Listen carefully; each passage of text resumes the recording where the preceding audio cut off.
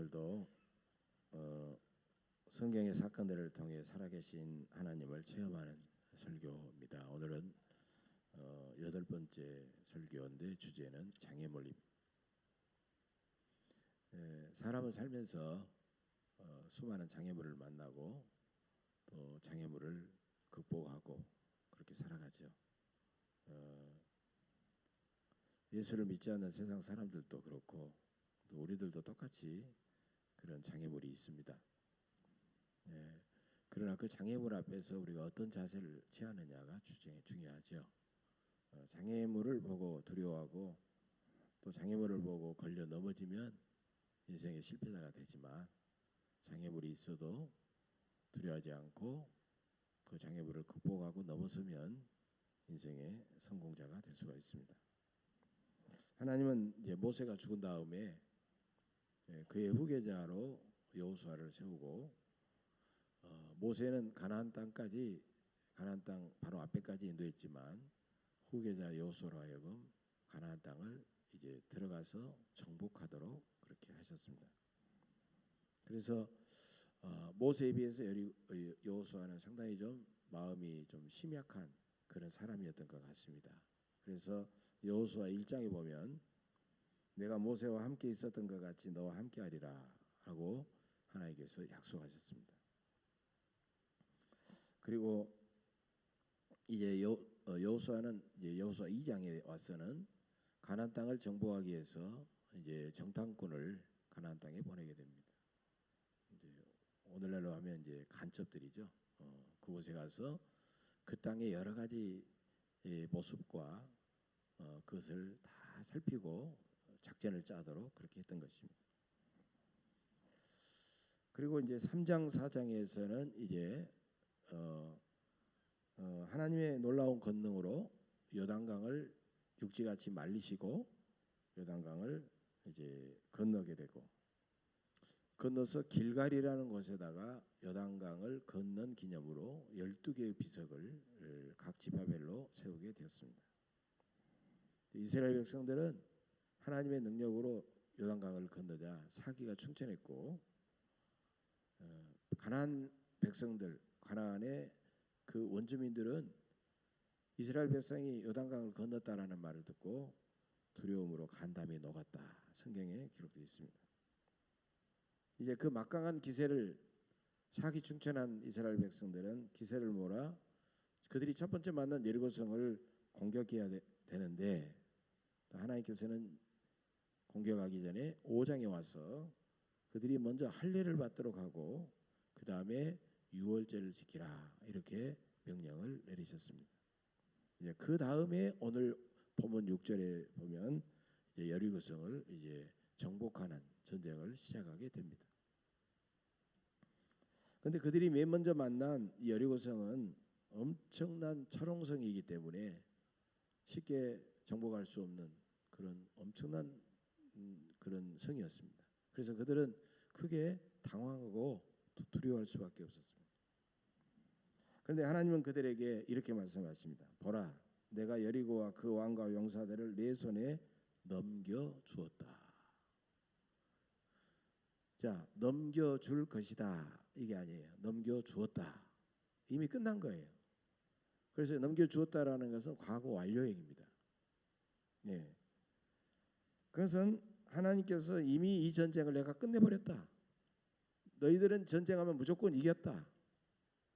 이긴 전쟁에 너희들은 그저 참여한 것이다. 이런 의미를 가지고 있다는 거예요. 그래서 그 전쟁을 이제 수행하는 전략은 이렇습니다. 모든 군사는 엿새 동안 매일 한 번씩 돌고 1회째 된 날에는 성을 7번 돌 것. 두 번째로는 법궤 앞에 무장한 군사들이 가고 제사장 7은 양각나팔을 불며 백성들을 인도하고 남은 군사와 백성은 언약궤 뒤를 따를 것. 그 다음에 모든 백성은 양각나팔 소리에 늘 귀를 기울이고 침묵하다가 마지막 7째 날에 성을 7번 돌고 크게 외치면 그 성은 무너져 내릴 것이다. 이게 하나님께서 그들에게 세워주신 전쟁의 전략입니다. 여러분, 이 전략을 어떻게 생각하십니까? 상당히 쓸만합니까? 예. 아니 무슨 전쟁의 전력이 저래? 그렇게 여러분 생각할 수가 있겠죠. 성을 정복하려면 어떻게 하는 거예요? 성에 다가서서 먼저 성문을 열어야 됩니다. 공성태라는 것을 가지고 여러분 전봇대 한전에서 전봇대 세울 때 이게 쌓아놓으면 전봇대가 좁게 돼 있잖아요. 그걸로 그런 공성태로 성문을 열어야 됩니다. 성문을 푸셔야 돼요. 그 성문으로 들어가서 성을 정복해야죠. 성을 누가 열어주겠습니까? 그러면 이제 토성을 쌓거나 사다리를 걸쳐가지고 또 성문을 타고 올라가야 됩니다. 그래서 성 안에 있는 사람들을 싸워서 이기고 그래서 성을 정복하는 거예요. 그런데 하루 이틀도 아니고 엿새 동안 성을 한 바퀴씩 돌아가는 거예요. 그것도 아무 소리도 내지 말고 성을 돌아가는 거예요. 그러면 성 안에 있는 사람들이 잔뜩 긴장하고 이렇게 했는데 성을 돌기만 하거든요. 그러면 성을 열고 그들이 먼저 화살을 쏠고 성문을 열고 그들이 공격할 수가 있다는 거예요. 이것은 전쟁의 방법으로는 있을 수 없는 황당한 전술이었다는 거예요. 이것이 만약 필승 전략이라 하면 세계 유명한 전쟁의 역사가 있습니다. 전쟁의 역사에서 전쟁들은 대부분 성을 공격해서 성을 정복한 전쟁인데 이 전략을 썼다라는 기록이 한 번도 없어요. 공격한 사람들이 성을 계속 돌기만 하다가 7번째 날에는 소리 질러가지고 성을 정복했다. 이런 전략이 한 번도 써본 적이 없다는 거예요.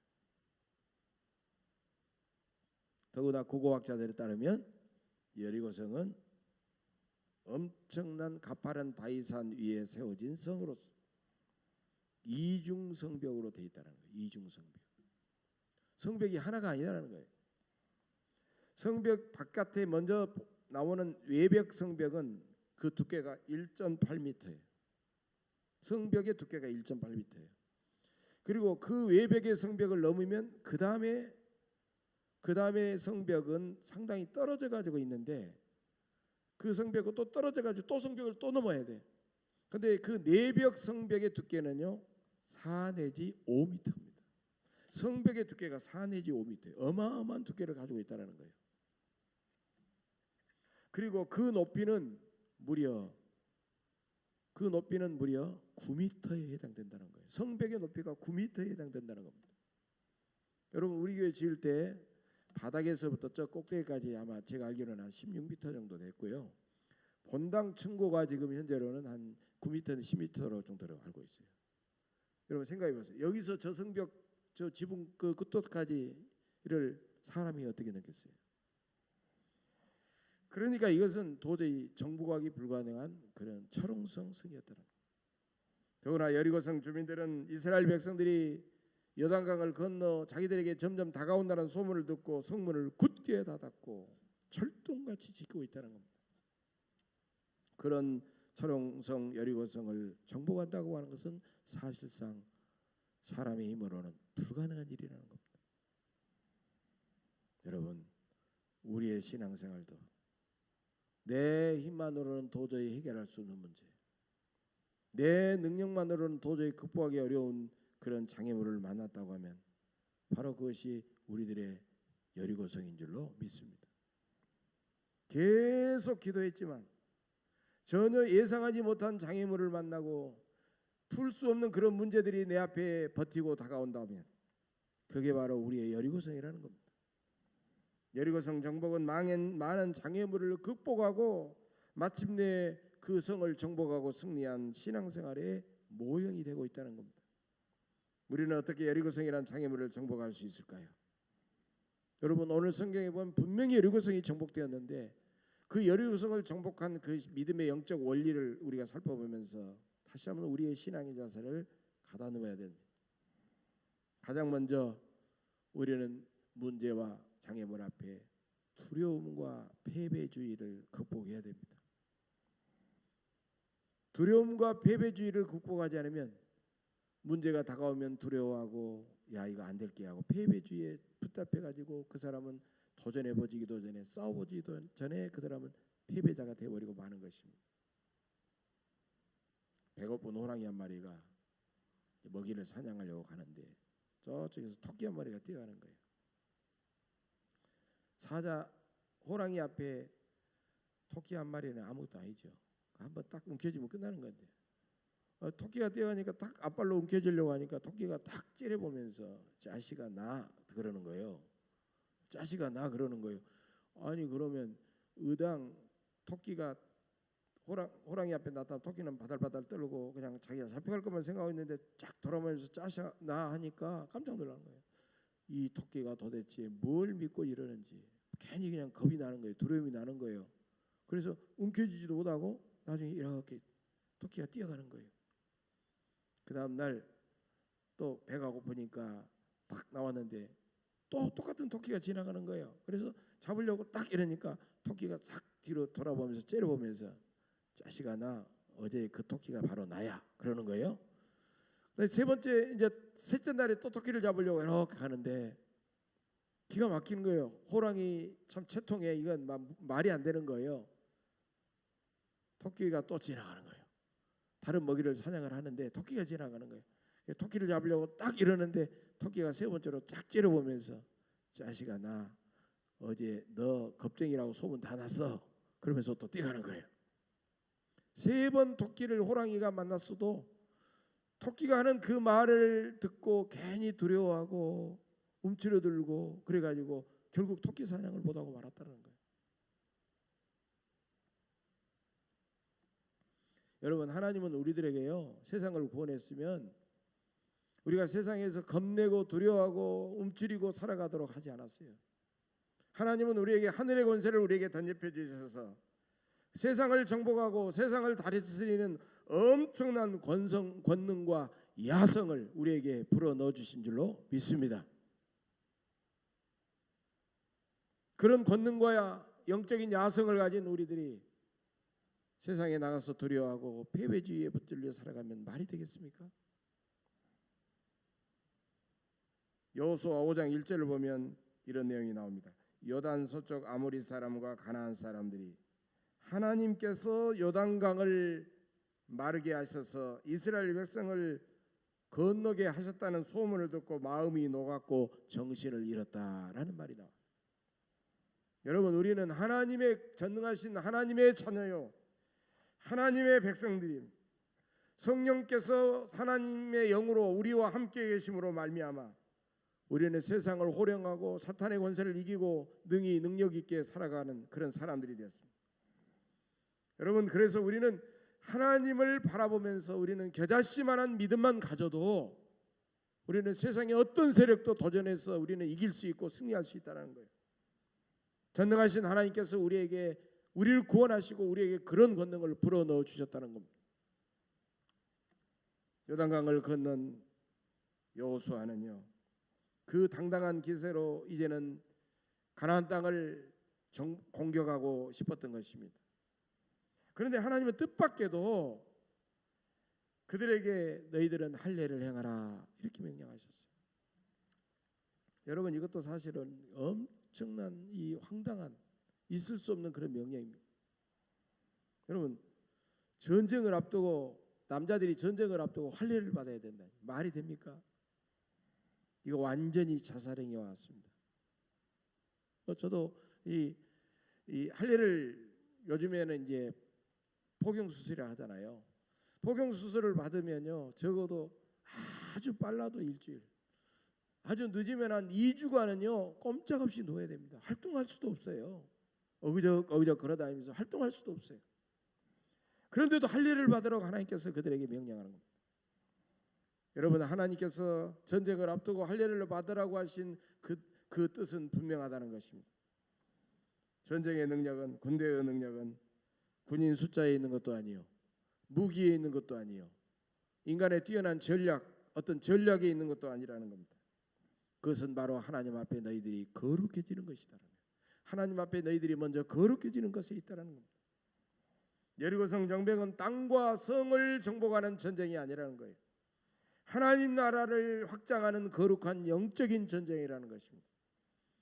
우리가 학교와 일터와 세상에서 하는 모든 신앙생활도 우리는 하나님을 믿고 성령님과 동행하며 세상에 나가서 불의한 세력과 싸우며 영적인 싸움을 해가지고 하나님의 주권을 확장해가는 그런 거룩한 전쟁이라는 겁니다.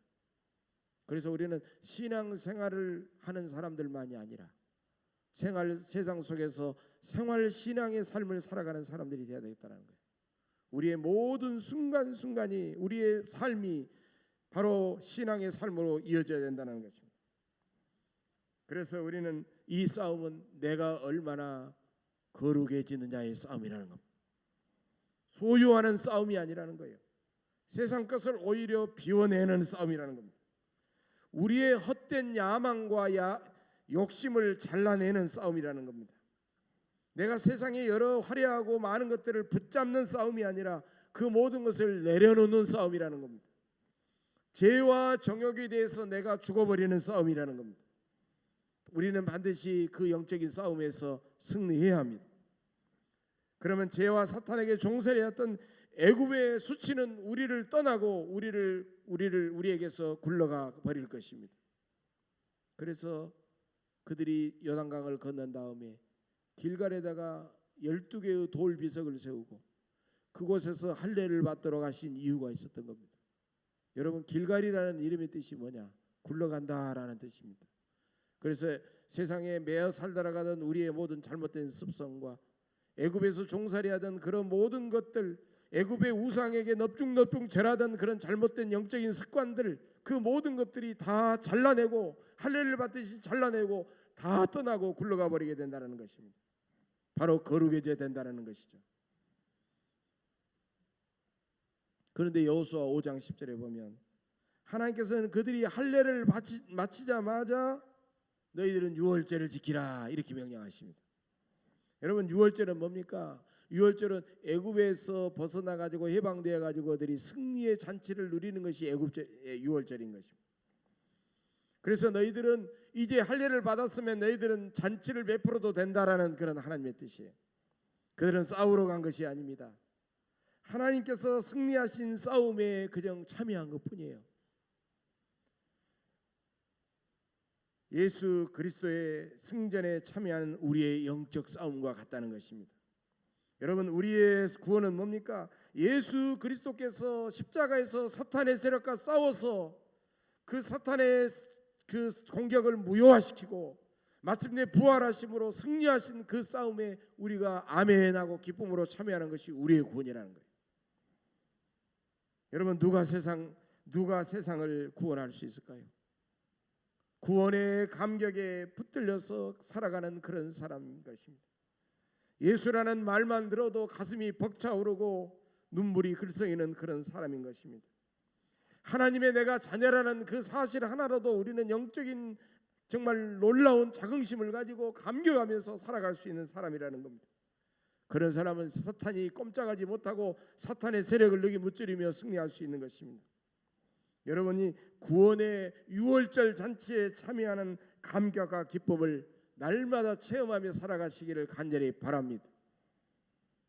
그런데 마지막으로 여호수아가 이제 여리고성을 나가야 점점 가까이 다가서자 손에 칼을 든 여호와의 군대 대장을 만나게 되었습니다.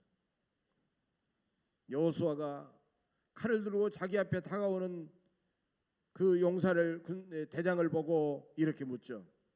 당신은 우리 편이요 아니면 적의 편이요? 그렇게 물었습니다. 여호수아의 질문의 핵심은 뭡니까? 자기 중심으로 묻는 거예요.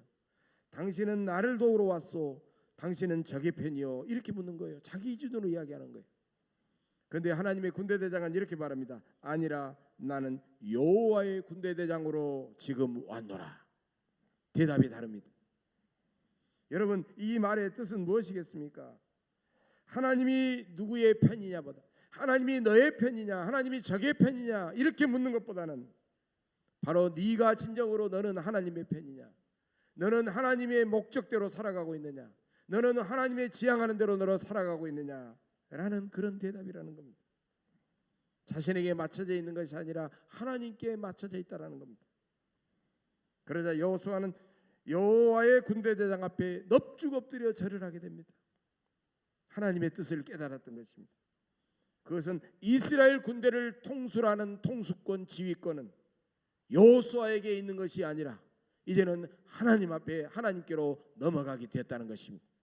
이제 하나님께서 그 전쟁을 직접 지휘하신다는 그런 의미가 있는 것입니다. 여러분, 미국의 남북 전쟁, 노예의 해방에 대한 명분을 걸고 많은 영토를 가지고 농경지가 많은 남부 지역과 그 다음에 공업이 발달했던 북부 지역과의 치열한 싸움이었습니다. 나라가 두 조각이 될 수 있는 엄청난 싸움이었죠. 북군의 사령관은 바로 아브라함 링컨이었습니다. 초반전에는 북군이 상당한 유리였는데 세월이 이제 시간이 지날수록 점점 남군에 의해서 북군이 밀리는 그런 형세였습니다. 어려움에 처했습니다. 많은 북군의 병사들이 죽어가고 계속해서 어려움을 겪고 있었습니다. 그때 늘 전쟁을 하기에 앞서서 경건하게 기도했던 그 링컨의 모습을 바라보고 그의 부한 사람이 너무너무 힘들어서 이렇게 말했습니다. 카카, 이때 전능하신 하나님이 우리 편이라면 얼마나 좋겠습니까? 그 부하는 링컨에게 위로하니라고 그런 말했습니다. 그러자 링컨은 그 부하들을 향하여 이렇게 말했답니다. 하나님이 누구의 편인가? 그것이 중요한 것이 아니라 우리가 참으로 하나님의 편인가? 그게 진정으로 중요하다. 여러분, 우리도 하나님이 누구의 편인가? 하나님이 내 편인가? 저 사람 편인가? 이것을 따지고 이것이 중요한 것이 아니라 내가 힘들고 내가 어려움에 처했을지라도 나는 진정으로 하나님의 편인가? 나는 진정으로 하나님이 기뻐하는 삶을 살아가는가? 나는 진정으로 하나님이 지향하는 그 목표들을 지향하여 살아가는가? 우리는 이것을 생각해야 된다는 겁니다. 그러므로 여호와의 군대대장을 만나기 전에 여호수아가 자기들의 힘만 가지고 전쟁을 했더라면 그 전쟁은 패배한 전쟁이 될 수밖에 없었지만 하나님께서 지휘하시지 않는 전쟁이기 때문에 반드시 패배할 수밖에 없었지만 하나님께 모든 군 통수권과 지휘권을 다 넘겨주고 싸우는 전쟁이기 때문에 그 전쟁은 반드시 승리할 수밖에 없는 전쟁이었던 것입니다. 따라서 이 전쟁에서 가장 중요한 것은 사람도 아니요 무기도 아니요 바로 하나님의 언약궤라는 겁니다. 이스라엘 백성은 언약궤를 중심으로 대열을 이루어서 행진해 나갔습니다. 언약궤는 하나님의 임재의 상징입니다. 그 언약궤를 우리의 삶의 중심에 모셔야 됩니다. 우리에게 장애물이 있다면 가장 먼저 하나님의 언약궤, 하나님과의 관계를 생각해야 됩니다. 그 언약궤를 중심으로 할례도 행했고 그 언약궤를 중심으로 그들은 유월절 잔치도 미리 경험했고 그 언약궤를 중심으로 하나님의 군대대장도 만났던 것입니다. 앞에 있는 언약궤를 보면서 그들은 앞서가시는 하나님을 생각했고 뒤에 있는 언약궤를 보면서 뒤에 우리와 함께 가시는 하나님을 그들은 생각했던 것입니다. 그들은 늘 하나님과 동행했고 전진했습니다. 바로 이것이 승리의 비결이었던 것입니다. 승리는 여러분 무엇을 가졌느냐보다도 누구와 함께 하느냐가 더 중요하다는 것입니다. 어떤 전략을 세웠느냐보다도 누구의 말씀에 순종하느냐가 더 중요하다는 것입니다.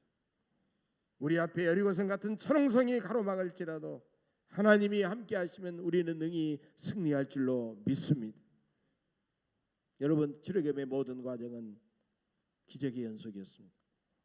그들의 위기를 만나면 하나님께서 함께 하심을 잃어버리고 또 불평하고 원망했던 것입니다. 여러분, 그러나 여러분들 인생에 살면서 여러 가지 많은 굴곡과 장애물과 어려움이 있었습니까? 다 여러분들의 힘으로 살아오셨습니까?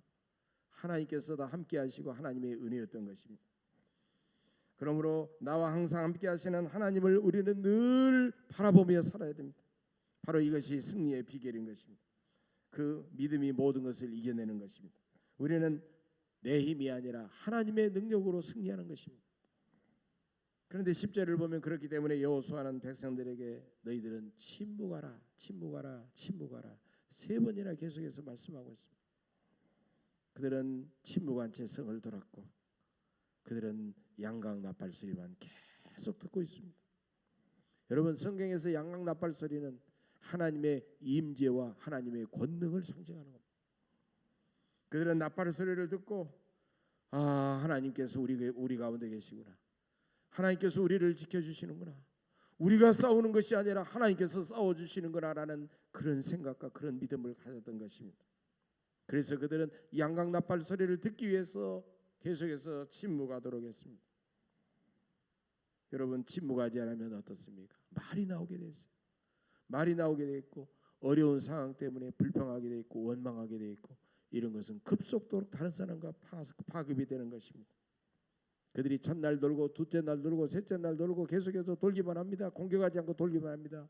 그러면 그 중에 어떤 사람이 미치겠네, 계속 돌고 있네, 계속 돌다 보니까 내가 정신이 돌아버리겠네, 돈다고 무너지나? 많은 사람들이 이런 말하고 저런 말하고 막 계속해서 쏟아낼 것입니다. 이것은 우리는 못 돌겠어. 정신이 돈 사람만 돌 거야. 아마 계속해서 이렇게 말할 거예요. 이런 말 때문에 하나님께서는 침묵하면서 양각 나팔 소리만 계속해서 듣게 하셨던 것입니다. 여러분, 오늘날에도 우리에게 가장 필요한 것은 어쩌면 침묵 같습니다. 너무 많은 세상의 소리들이 우리들을 정신없이 혼을 빼고 우리들을 엉뚱한 가치관에 몰입하게 만들어버리는 겁니다. 그래서 우리는 늘 교회에서도 가정에서도 세상에서도 우리는 한적한 곳에서 하나님께 기도하면서 침묵하는 시간을 가져야 돼요. 1984년에 노벨 평화상을 받았던, 가장 노벨 평화상다운 평화상이라는 극찬을 받았던 마더 테레사 수녀. 테레사 수녀가 미국을 방문했습니다. 그가 CBS 방송국에 방문해서 아나운서와 인터뷰를 하게 됩니다. 아나운서가 너무 궁금해서 이렇게 물었습니다. 당신은 늘 하나님께 기도하는데 하나님께 뭐라고 기도하십니까?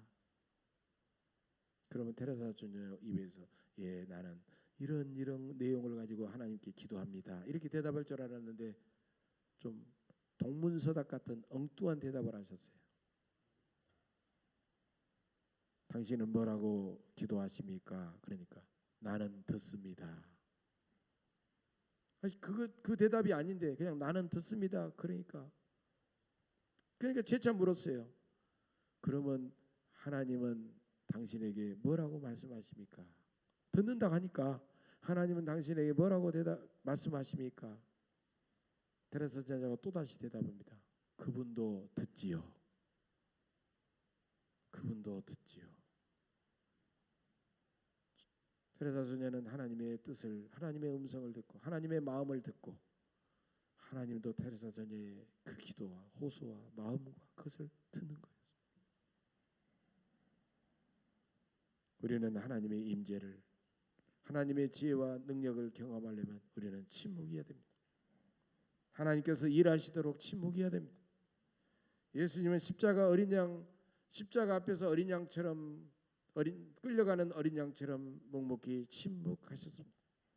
우리가 때로는 부르짖어 기도하지만 침묵 속에 하나님의 음성을 들어야 됩니다. 여러분, 독수리가 가장 사냥하기 쉬운 새는 두루미라고 합니다.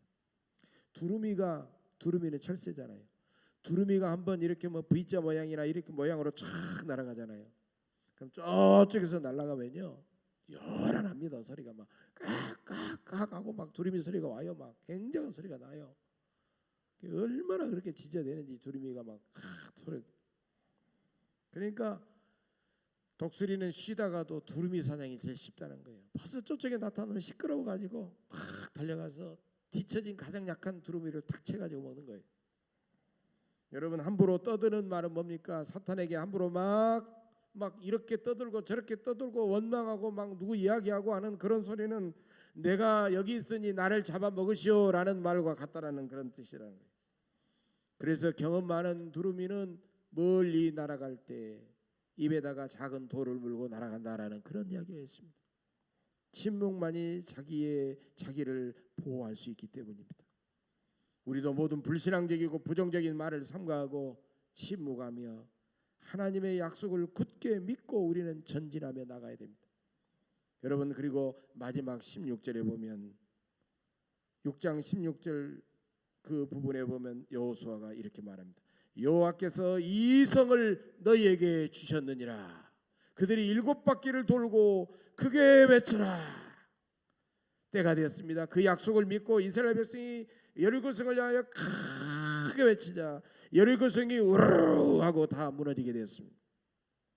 그런데 놀라운 사실은 고고학자들이 하면 여리고성은 그들이 소리 지르니까 그들이 그 소리가 무슨 장풍처럼 그들에게 가해져 가지고 밖에서 안으로 막 이렇게 다 무너진 게 아니라는 거예요.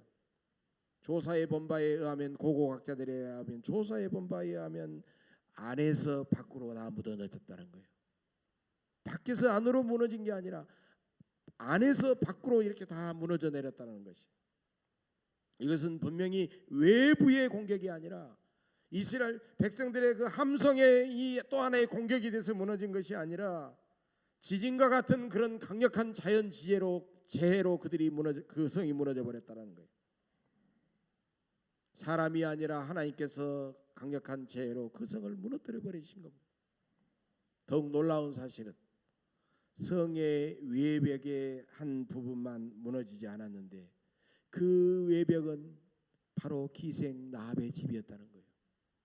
기생 나합이 누굽니까? 비록 기생이었지만 하나님의 백성이 물밀듯 물려오는 것을 보고 하나님만이 창조주 하나님임을 믿고 그는 하나님의 그 백성 가운데 정탐꾼을 믿음으로 순교적으로 말미암아 여리고성이 정복될 때 자기와 자기 가족을 살릴 수 있다는 약속을 받은 사람들이었기 때문에 그 약속을 지켰던 것입니다.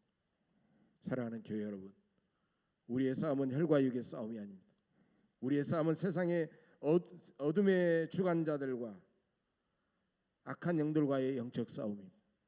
철옹성 여리고성 같은 장애물이 우리를 가로막을지라도 하나님께서 우리와 함께 하심을 굳게 믿으시기를 바랍니다. 그런 믿음으로 기도하며 오히려 주님 앞에 더욱더 말씀으로 거룩해지고 그 말씀에 순종하며 살아야 될 줄로 믿습니다. 또한 우리는 믿음으로 이렇게 외치며 살아야 합니다. 광주의 모든 죄악은 무너질지어다.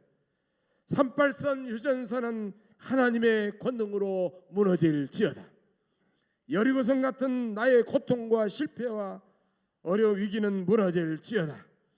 복음을 외면하는 완고한 사람의 심령도 무너질지어다. 굳게 닫힌 불신앙의 성도 무너지고 운명 같은 가난의 성도 무너지고 끈질긴 질병의 여리고성도 무너질지어다. 이 모든 장애물들은 예수의 이름으로 무너질지어다. 십자가의 보혈의 은혜로 무너질지어다. 여러분, 이렇게 우리가 당당하게 외치면서 살아가야 될 줄로 믿습니다. 그래서 늘 기도하며 하나님의 말씀에 순종하고 성령의 능력 안에서 거룩하게 살아감으로써 많은 인생의 장애물 앞에서 영적 위대한 승리자들이 되시기를 주의 이름으로 간절히 축복합니다. 기도하겠습니다.